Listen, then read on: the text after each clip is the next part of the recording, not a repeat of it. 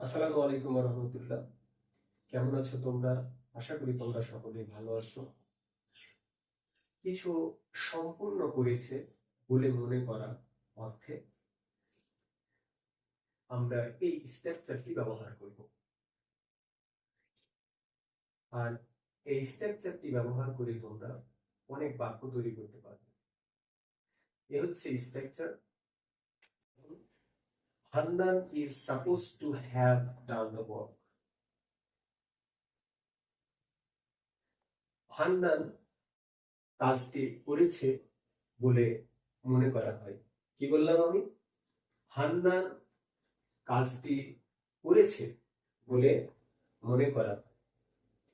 Translation, এই যে 5টি ট্রান্সলেশন, এই ট্রান্সলেশনটি গুলো আমরা এবার করব এই স্ট্রাকচারের আলোকে। মানে এই স্ট্রাকচারের আলোকে এখন আমরা এই 5টি ট্রান্সলেশন শিখে নেব। এই 5টি ট্রান্সলেশন শেখার পরে তোমরা এই ধরনের অনেক ট্রান্সলেশন ইজিলি তোমরা করতে পারবে।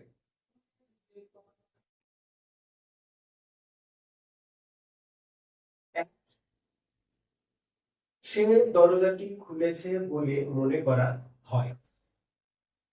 হি, আমরা হি এর পরে কিনবো এম ইজ আর ইজ নিব, তাই না? তাহলে he is supposed to have, he is supposed to have opened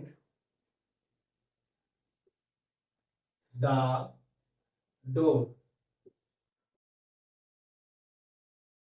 সেই দরজাটি খুলেছে বলে মনে করা হয়। He is supposed to have opened the door. এক হলো। এবার 2, তারা কাজটি আরম্ভ করেছে বলে মনে করা হয়। দে আর supposed to have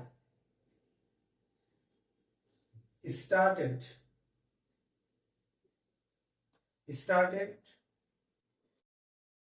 the work। কি হলো?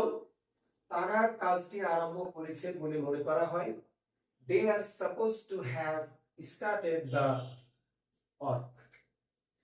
3, আমি তাকে সাহায্য করেছি বলে মনে করা হয়। I am supposed to have helped him। আমি তাকে সাহায্য করেছি বলে মনে করা হয়। I am supposed to have helped him। 4, তুমি বইটি পড়েছো বলে মনে করা হয়। You are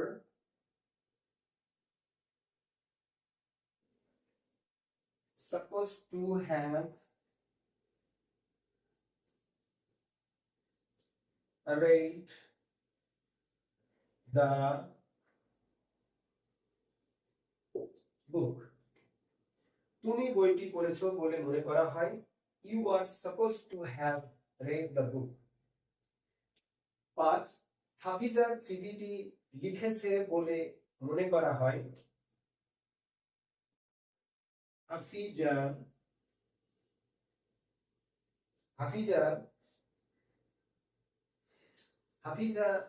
is supposed to have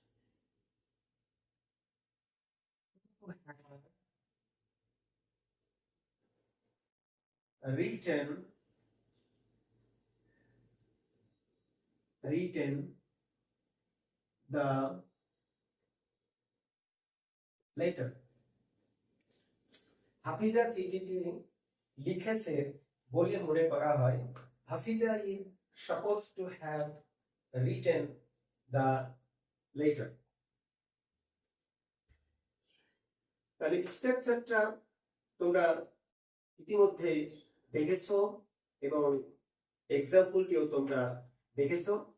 আর এই যে এখানে আমরা 5টি ট্রান্সলেশন দেখছি, এই ট্রান্সলেশন গুলো করা হয়েছে কি এই স্ট্রাকচার আলোকে। তাহলে তোমরা এই স্ট্রাকচারটি ব্যবহার করে ঠিক এইভাবে ট্রান্সলেশন গুলো করবে এবং এগুলো তোমাদের রিটেন ইংলিশ এবং স্পোকেন ইংলিশে অনেক সাহায্য করবে। তোমরা ভালোভাবে পড়াশোনা চালিয়ে যাও। আজকের মতো এখানে শেষ করছি। আল্লাহ হাফেজ।